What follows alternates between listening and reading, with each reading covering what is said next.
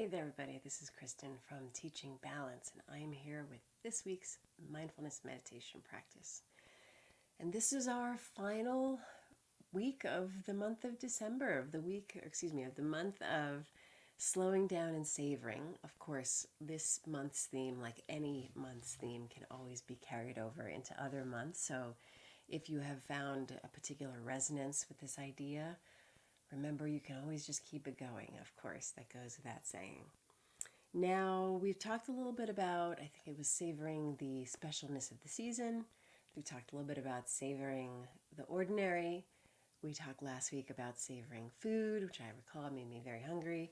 And now we're just going to talk about a final form of savoring that feels particularly resonant, to keep using that word, salient maybe is a better word, because of course now it is winter break for just about all of you. And so it is about this week savoring rest. Now, as you know, I am a big fan of sleep and rest. So I want to use the word rest very, sort of loosely. Of course, that is about sleep as well. I've talked about sleep in the past. I've read books about sleep, talked about some of the things that I've learned. There is actually a lot out there if you even wanted to scratch the surface regarding what things you can do or not do to help to create better night sleeps. Whether it's, having a cool bedroom in the evening or, shutting off devices a certain amount of time before. I mean, you know the drill on that. But I also think it's interesting to explore when you choose to go to sleep. I think a lot of people tend to stay up later than maybe is optimal because, they're watching a show or they're having, if they are parents, some adult time with their partner or something like that. I mean, there's certainly a lot of compelling reasons to stay up, but if you don't feel like you're getting enough sleep and you can't change when you have to wake up in the morning due to, work and things like that, really the only thing you can impact is when you go to sleep. So it's just something to reflect on. It's, for me at this time of year, I am no joke thinking about going up to bed at 7:30, 8 p.m. And it's just, there's something about the dark and going back to daylight standard time that just does it and makes me much more predisposed to coming up early. So if you found that horrifying, that's entirely okay. But it's just something to consider. What would that be like to actually get even more sleep than you usually do, like in the summer months or the lighter months, and allowing yourself to get more of that rest and sleep. And to continue this theme, it could also be, now that we're on break, naps and things like that. So if you're a napper, working naps into your days and allowing yourself to have that rest as well. Really just acknowledging the fact that it's at this time in particular that our bodies are biologically predisposed to slowing down and getting more rest and getting more sleep. It's how we're built. And so I just want to offer that to you as something that you might want to allow yourself to explore. Now, then, of course, there's also general rest. So rest can take the form of, just giving yourself some spaciousness, some opportunities to feel like you don't have to do things. Now, I know that winter break and the holidays is a time where people get together. Sometimes you'll see family that you don't get the opportunity to see at different times of years. So there's a lot of going and doing associated with that, which is fine. And it's also really valuable to, when you have the ability to do so, being on break, to build in opportunities to just chill. Chilling for me typically is around just reading for fun.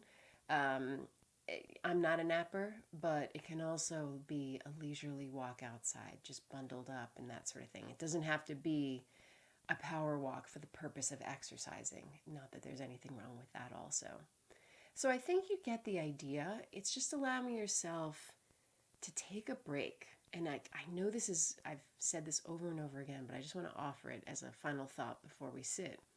And that is resting and sleeping and doing nothing, as sometimes painful as it might seem, still has value because it is a way for you to rebuild your resources, as a way to sharpen your saw, to go to the Stephen Covey metaphor, where, you think of the woodcutter who's cutting, a big copse of trees, and there's a point where the dull begins to blade, excuse me, the blade begins to dull.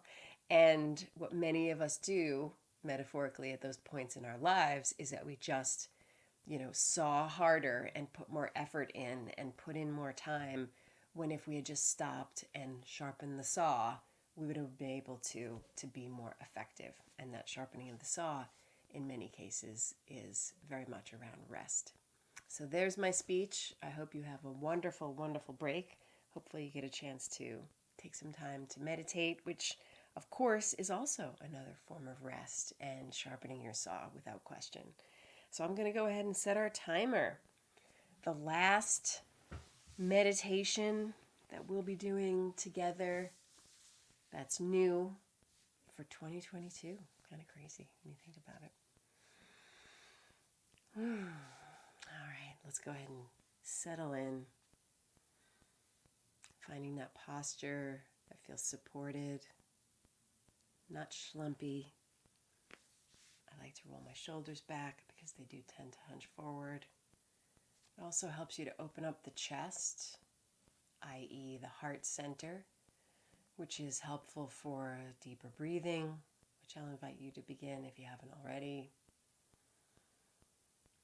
And also, if you want to get a little bit more spiritual about it, there's also something about being open-hearted in your posture, allowing your heart to be open to the world,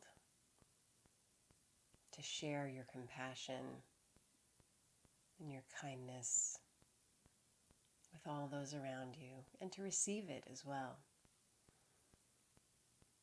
I wasn't planning on doing a compassion meditation, but I just wanted to acknowledge that, particularly this time of year when we are doing the kinds of activities that are about connection in so many ways and offering joy to the world.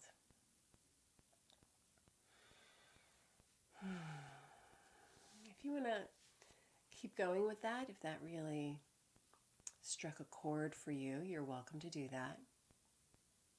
You can even put your hand on your heart center like I just found myself naturally doing. And you can just rest your attention here.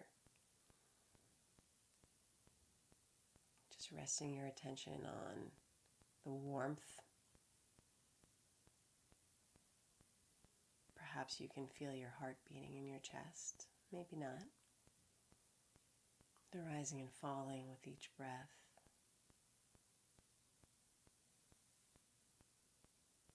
And really tuning into that heart center could be really interesting.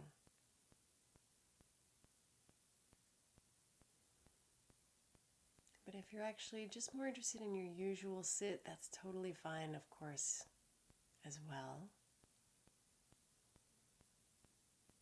You can rest your attention on the breath and sensations associated with the breath, the body in its entirety or some other part, and sounds.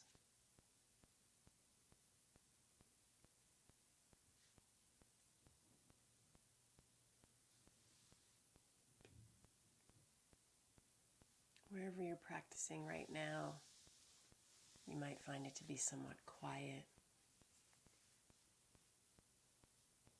There might be the kind of sound of white noise like your heat or HVAC.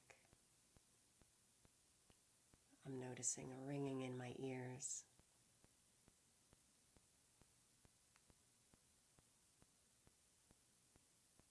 And if there are other people around, you might hear them stirring about.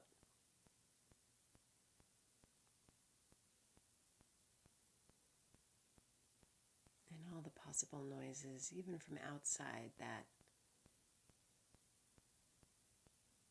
as far away as they might be, those sound waves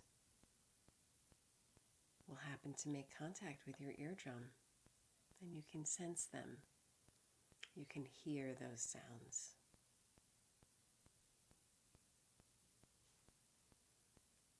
So wherever you rest your attention for our sit today, bringing to it this quality of curiosity and interest.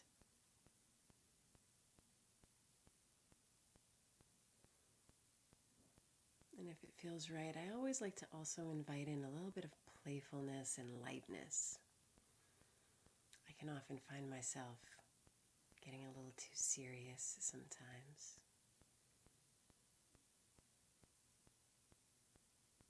And that lightness can be in your attitude and tone, and it can also be a lightening of your effort. Perhaps trying a little less hard to hold your awareness, loosening that grip slightly, and seeing if that changes your meditation experience. You might find it more appealing or less appealing, more supportive or less supportive. And you just decide to do whatever feels right to you.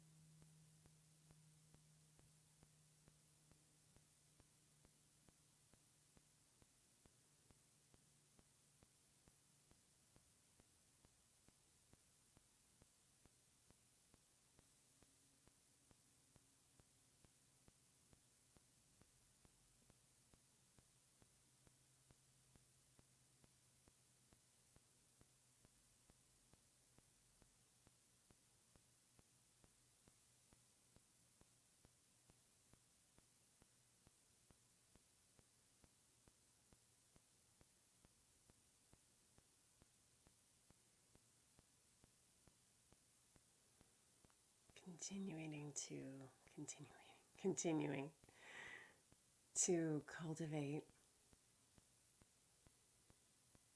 your mindful awareness, your presence.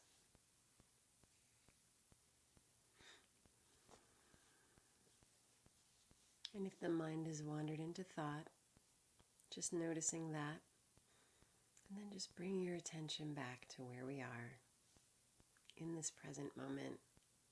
And once again, just resting your attention on whatever anchor is working for you right now.